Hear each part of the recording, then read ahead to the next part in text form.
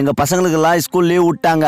அதனால என்கிட்ட வந்து ப்ரோ எதனா செஞ்சு சாப்பிடலாம் ப்ரோ அப்படின்னு சொல்லிட்டு சொன்னானுவா. நானும் சரின்னு சொல்லிட்டு 2 உரிச்ச கோயை வாங்கி வந்து கிரில் சிக்கன் செய்யலாம்னு முடிவு பண்ணிட்டேன். அது மட்டும் இல்லாம இதை செய்யறதுக்கு தேவையான எல்லா பொருளையும் வாயாலையில அடுக்கி வச்சுட்டேன். முதல்ல இஞ்சி பூண்டு பேஸ்ட், சிக்கன் மசாலா, கரம் மசாலா, 2 முட்டை, கொஞ்சோண்டு தயிர், இதை எல்லாத்தையும் போட்டு நல்லா கோயின்னு குழப்பி எடுத்துக்கணும். அப்படி குழப்பின மசாலாவை எடுத்து நானும் வச்சிருந்த 2 கோழி மேல நல்லா பூசுன்னு பூசிட்டா 4 மூலையும் மசாலா பூசின 2 கோழியும் எடுத்து இப்ப கம்பியில தாங்க சொருவ போறோம். ஏன்னா இது மாதிரி கம்பியில கோத்து அதை நெருப்புல சுட்டு சாப்பிட்டாக்கா டேஸ்ட் வேற லெவல்ல இருக்கும். அதனால நானும் ரெடி பண்ணி வச்சிருந்த 2 கோழியும் எடுத்து கம்பியில சொருவி நெருப்புல வச்சுட்டேன். கோழியை வச்சதுக்கு அப்புறம் நெருப்பை போட்டு நல்லா திகுன்னு கொளுத்த கூடாது.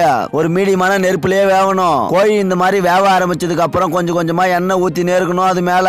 ஏன்னா அப்பதான் கோழி நல்லா நெருப்புல வேவும். அப்படி நெருப்புல வந்த கோழியை ஒரு அரை மணி நேரம் கழிச்சு எட்டுன்னு வந்து வாயில போட்ட பாருங்க, பாக்குறதுக்கே சூப்பரா இருந்துச்சு. நானும் அந்த கோழியை எடுத்து கை தனியா கால் தனியா பிச்சு போட்டேன் துணுக்கா. எதுக்காக இது மாதிரி பிச்சு போறேன்னாக்கா எங்க பசங்க அதிகமா வந்துட்டானுவோ என் கூட. இந்த கறி யாருக்கும் கிடைக்காம போயிடக்கூடாதுன்றதுக்காக தான் நானும் இது மாதிரி பிச்சு போட்டேன். பிச்சு போட்ட கறியில இருந்து ஒரே ஒரு லெக் பீஸை மட்டும் எடுத்து கொஞ்சோண்டு எலுமிச்சை பழத்தை புழிஞ்சு விட்டு எடுத்து சாப்பிட்ட பாருங்க, செம்ம டேஸ்ட். எங்க பசங்களும் ஆளுக்கு ஒரு பீஸ் எடுத்து சாப்பிட்டு பார்த்துட்டு சூப்பரா இருக்குது ப்ரோ அப்படின்னு சொல்லிட்டு சொன்னானுவா. ஆனா இவன் சாப்பிடறத பார்த்தா மட்டும்தான் எனக்கு கூட எச்சு ரொம்ப ஊறுது. இவன் சாப்பிடறத பார்த்துட்டு இன்னொருத்தவனும் ஒரு பீஸ் கறியை எடுத்து நல்லா கடின்னு கடிச்சு சாப்பிட ஆரம்பிச்சிட்டான். உங்களுக்கு யாருக்கெல்லாம் இது மாதிரி கிரில் சிக்கன் செஞ்சு சாப்பிடுறது பிடிக்கும்னு சொல்லிட்டு மறக்காம கமெண்ட் பாக்ஸ்ல கமெண்ட் பண்ணுங்க, நானும் தெரிஞ்சுக்கிறேன்.